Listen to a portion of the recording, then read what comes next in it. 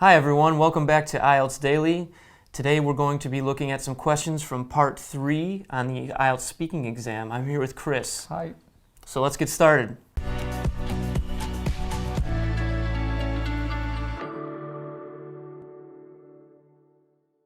So in my last video, I was talking about animals and borrowing. So those topics came up for part 2 of the IELTS speaking exam, and we're going to continue talking about those topics today for part 3.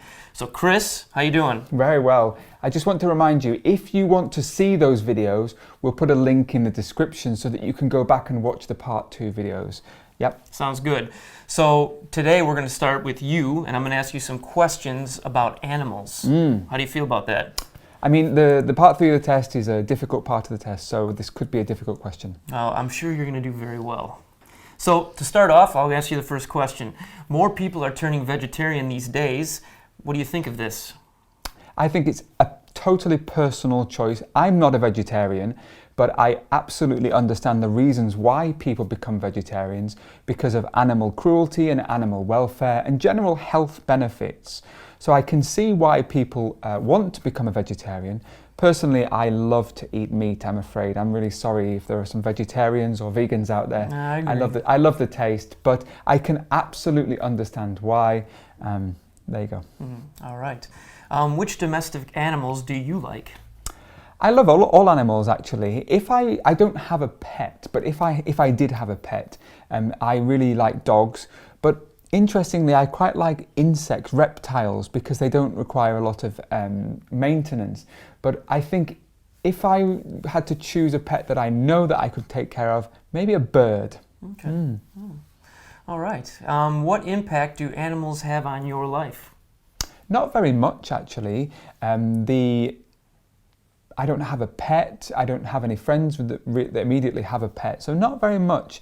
But I do think that when a person does have an animal, it can become a really, really big part of their life. For example, if young people don't have children, if they're living together in a couple, they might have a pet just because it's something to love and look after. Yeah, sounds good. So Chris did a really good job answering these questions. One thing you used a conditional. In the second question, I believe you said, "If I," can you remember how you phrased it? If I had to choose what type of animal I would have, and then I would choose insect or reptile. I have to say, insect or reptile. Insects are kind of creepy, aren't they? No, I don't think so, actually, no. I like the different nature of these animals.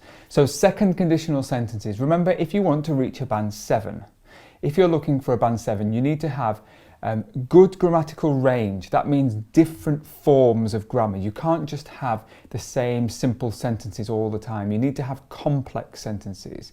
So this idea of an if sentence has 2 parts of the sentence, and that makes it automatically a complex sentence.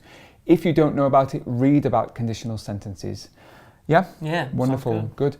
I'd like to move on to the topic now and ask you some questions. And Jay spoke in a previous video about borrowing his a Mustang car, is that right? Yeah. Watch that video, it's really interesting. And I want to talk more about borrowing. Okay. Should people always get permission before borrowing something? Yeah, absolutely. I think so.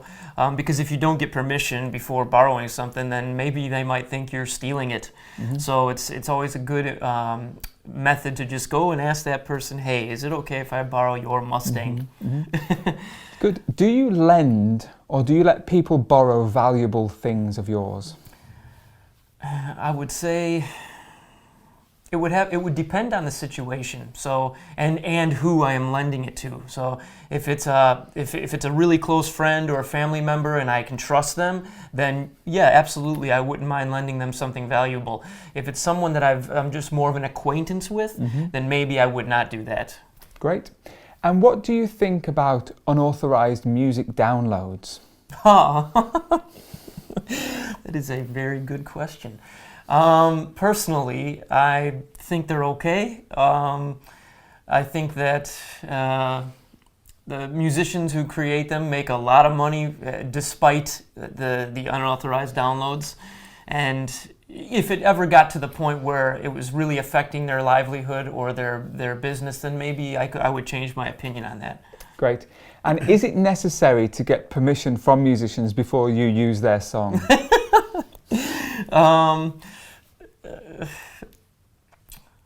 I would say it's probably a good idea to do that. Is it necessary? Maybe not. Okay. Because I'm going along with my personal beliefs on it, and I'm okay with downloading music in an unauthorized way. So I would say probably not. Great. Yeah. Okay. Remember, in the test, the examiner is not going to share any of your feelings, your opinions, or your attitudes with anybody else outside the room. Yes, it's recorded, but whatever you answer in terms of the question is not going to be a big problem. So if you have some opinion about unauthorized music that maybe you think is an ethically questionable answer, don't worry. You can or say against the law. Or against the law.